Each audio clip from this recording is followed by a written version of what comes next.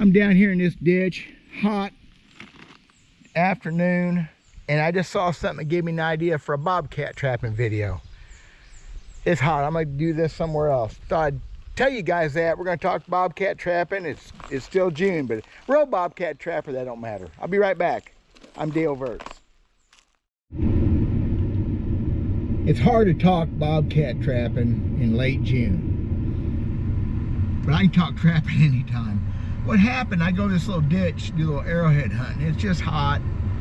I was only down there 20 minutes or so. I stepped off in that ditch and a bobcat kitten jumped up out of the creek up on the bank and took off. And actually this ditch is what taught me this years ago. It's gonna seem fundamentally simple, but I hope you all get something out of this.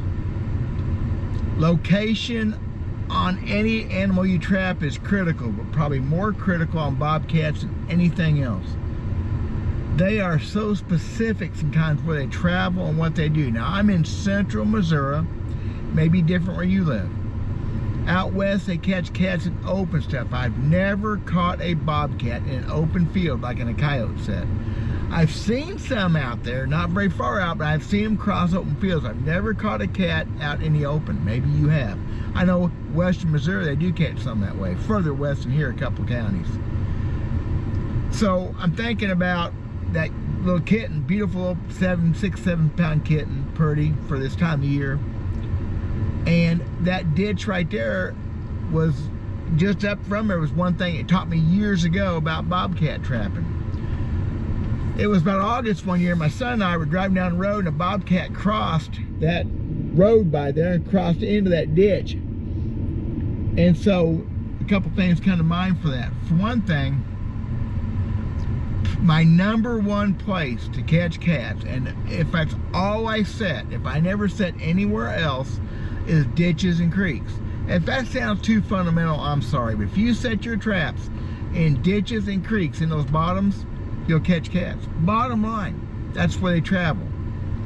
You'll catch the highland of cats further up, yeah. I've caught them on fence row intersections. I've caught them in dirt roads, going through the middle of the woods, whatever. But those dadgum creeks and ditches and intersections are critical. And if you can find a funnel situation where a couple ditches come together, a creek and a ditch meet, and a timber falls out, it's open on both sides, y'all, at least here in central Missouri, bobcat magnet, over and over.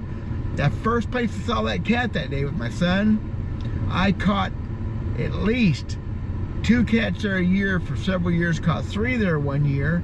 Haven't trapped there in a few years, probably put some traps back there again this year. It's one of those places. I would have loved to film this down in that ditch, but these GoPros I'm using, I would love to film this in that ditch down there, but it's hot, and these stupid GoPros, it's all I've got for camera.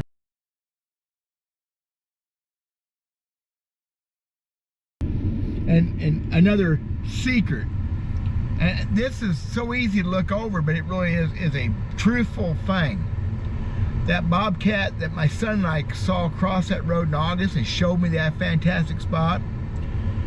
If you see a bobcat during the season, or somebody you know has seen one, go find a rock it was standing next to. You will catch that cat. You can catch that cat. They're crazy about going to the same place over and over and over. They just do it.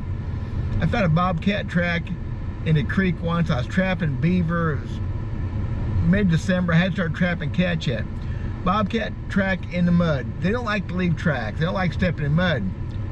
I trapped down about a week, and that track a week later was bigger. And I'm looking at that thing, it was bigger than what it had been. The bobcat's track's small. I realized it was bigger because the cat had stepped in that exact same spot again 3 or 4 days later. Oh yeah, put his foot exactly where he had before. That's how comfortable they can get. They go the same places. If you see a cat, a buddy of yours deer hunting, see the cat, you see the cat crossing the road, close to trapping season where they don't change their patterns, that's where you trap. Listen to people, see what they say. Game trail cameras, whatever. Don't go into a spot going looking for the best cat spot when you know one was right by that stump. Put your trap by that stump. Is that Is that oversimplified? Probably.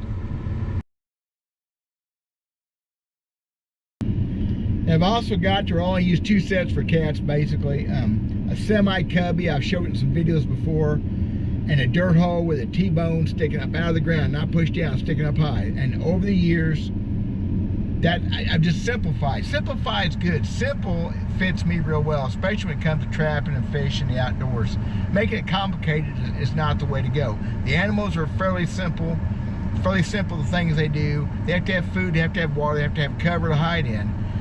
And with a bobcat, that's pretty easy to figure out. They like those bottoms. Number one, forget anything else I might have said.